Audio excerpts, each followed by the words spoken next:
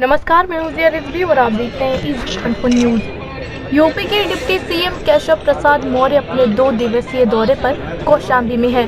मंगलवार की शाम को डिप्टी सीएम कौशाम्बी जनपद आए और मां शीतला अतिथि गृह में पार्टी पदाधिकारियों के साथ संवाद किया। मंगलवार की रात विश्राम भी किया। वहीं बुधवार को सुबह मां शीतला अतिथि गृह पहुंचे।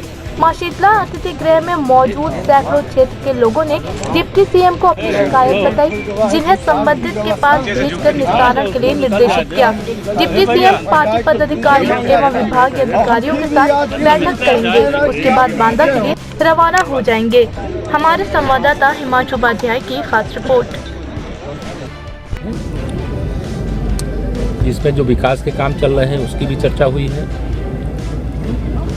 25 दिसंबर को सुशासन दिवस है। पूज्य अटल बिहारी वाजपेयी जो भारत रत्न भी हैं, उनकी जयंती है, उसके संबंध में भी चर्चा हुई है। और ज़िले के अंदर विशेष तौर से जो निराश्रित गौवंश है, जिनके पालन पोषण को लेकर के समस्या थी, आज उसकी भी बड़ी विस्तार से चर्चा हुई है। किसानों के धान खरीद को लेकर के भी चर्चा हुई है। जो किसान सम्मान निधि की पात्रता रखते हैं, कुछ टेक्निकल मिस्टेक के कारण, जैसे आधार कार्ड में उनका नंबर कुछ और है, राजस्व अभिलेख में कुछ और है, उसके लिए विशेष अभियान चला करके सभी पात्र किसानों को प्रधानमंत्री किसान सम्मान निधि का लाभ मिले, इसको लेकर के भी चर्चा हुई है। किसानों को जो उर्वरक है उसकी पहले समस्या थी, वह समस्या तो समाधान हुआ ही है, लेकिन नैनो टेक्नोलॉजी से अब एक बोरी यूरिया सामान्यतः जैसे कि एक बाटल में भर करके लिक्विड में ऐसे करके आएगी।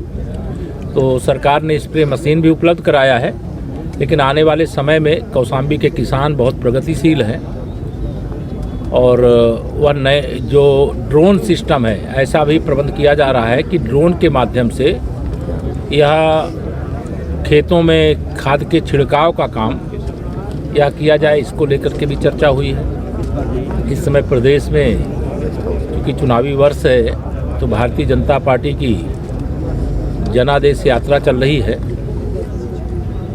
और उस यात्रा को लेकर के चूँकि 6 यात्राएँ हैं हमारे प्रदेश में, 6 प्रांत हैं, उसमें से काशी क्षेत्र की यात्रा जो सूचना मुझे है उसके हिसाब से 26 तारीख को कौशाम्बी में 25 को आएगी कौशाम्बी में, अटल जी की जन्म जयंती के दिन। तो वह कार्यक्रम ऐतिहासिक रहेगा।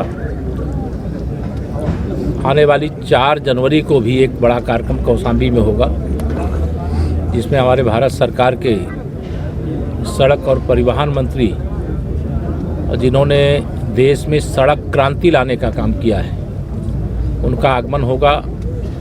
और जो राम वनगमन मार्ग है अयोध्या से लेकर के चित्रकूट तक का, उसके 4 पैकेज हैं। 4 पैकेज में 2 पैकेज गंगा जी के उस पार यानी श्रृंगेरपुर में शिलान्यास का काम होगा और 2 पैकेज जो है 2 उधर होंगे, 2 इधर कौशाम्बी में किया जाएगा, जिसके आधार पर 4 लेन की सड़क भी बन रही है। गंगा जी और यमुना जी में अलग सेतु भी निर्माण किया जा रहा है।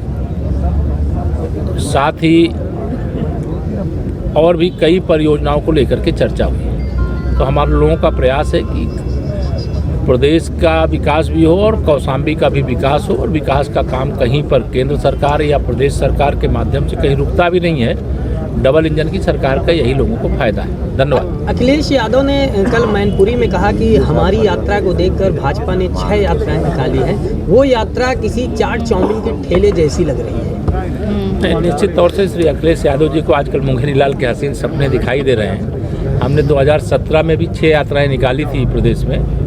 उस यात्रा का नाम परिवर्तन यात्रा था और जनता ने साइकिल को पंचर नहीं किया था, खंड खंड कर दिया था और सपा की ऐतिहासिक विदाई कर दिया, जिसकी अभी 25 साल तक कोई वापसी संभव नहीं। राहुल गांधी कह रहे हैं कि लखीमपुर कांड को सरकार भूल रही है क्योंकि सरकार का जो है हाथ है दागी मंत्री पर, नहीं तो अब तक बर्खास्त कर दिया जाता। देखिए, श्री राहुल गांधी जी को भगवान सद्बुद्धि दे और वह अपनी पार्टी को देखें और कुछ अच्छे काम वहाँ कर ले जहाँ अभी कांग्रेस की सरकार बची है। आने वाले चुनाव के बाद वहाँ भी भाजपा की सरकार बनेगी।